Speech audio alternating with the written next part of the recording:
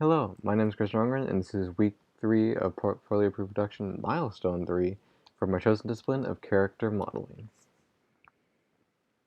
Thank you so much for your feedback. It's quite refreshing to see an 18-minute long video. I'm not being sarcastic at all. If you're gonna give me a critique, I'd prefer if it actually is a video, especially if you actually go into detail of what you think I have done wrong or I have done right. Certainly does help me understand what I need to work on the most. And you are definitely right that the brow was probably the biggest thing that I had wrong on the model.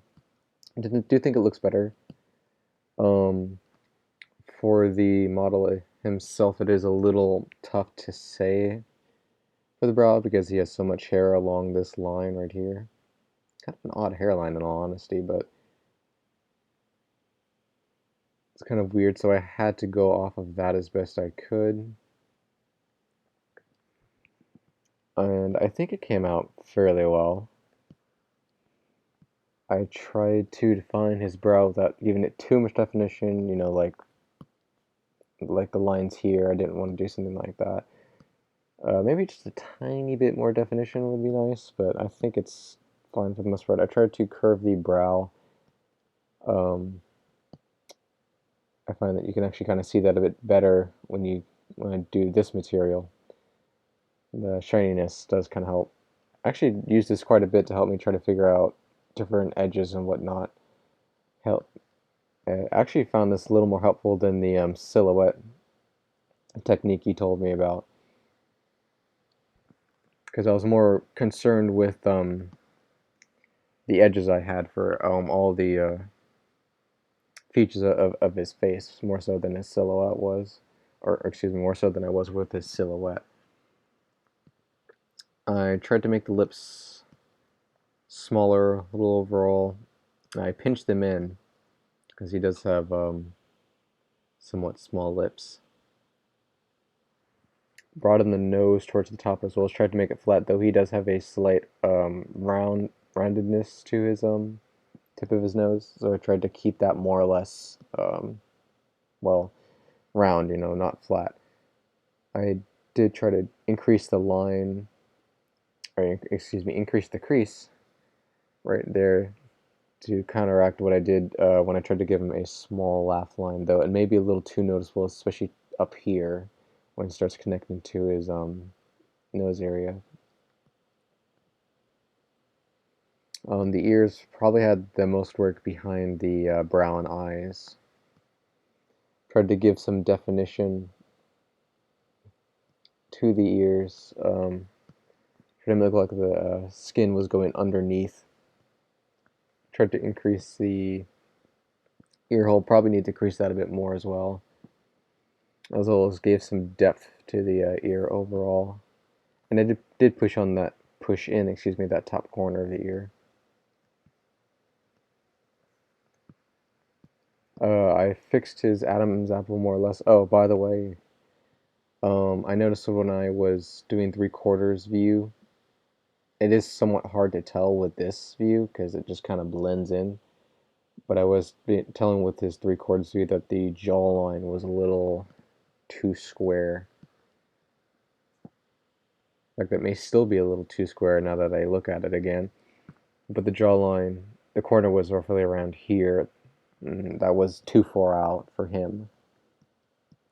But anyway, sorry. Back to the voice box for Adam's apple.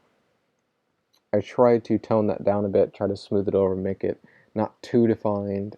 Obviously, that little bump where the actual voice box is, I tried to put in the cylinder, as you said, and because I did mess with the jawline, I did have to mess with the this area right here, the hyoid area. Sorry, I couldn't remember the name of the bone. I did extend the clavicle on both sides a bit more. Maybe just a tad bit more here because it is a bit bump, or excuse me, there's a slight bump right there. Maybe should extend it just a tad bit right here. I tried I put the divot in there. I think it looks fine for the most part. Whoops, what did I grab? I guess nothing. I think it came through more or less. I tried not to. Well, when I was smoothing the neck muscles out, I tried to smooth this out. It didn't quite come out as well as I hoped. When I tried to smooth these neck muscles and tried to connect the muscle all the way to the back of the skull right here, I tried to avoid having to use the clay brush, for example, to add in add in clay, so to speak. So about the smoothing process because I wanted the muscles to show through, but I may have actually needed to do that because, as you said, he isn't super muscular. I probably should have just completely bleached out that area. But overall, I do think it looks quite a bit better, particularly around the upper portion of his face, around his forehead. His eyes do look quite a bit better. I did thin the bottom eyelids a little. I tried to give a tiny bit of definition right there.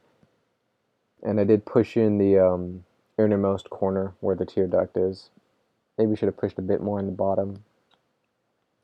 I added the skin fold and tried to smooth over that line that was on the top eyelid, but I guess it kind of got replaced by this. So maybe a little hard to tell, but that was one of the first things I did when I was trying to mess with the eyes was get rid of that part, but I suppose it just got replaced. Nothing really else to add. I didn't do much else to the head aside from mostly just this general area right here. Maybe this is a little too defined. As you can tell, there's a line right there. Maybe it's a little too defined for the temple. But overall, I think it's definitely an improvement.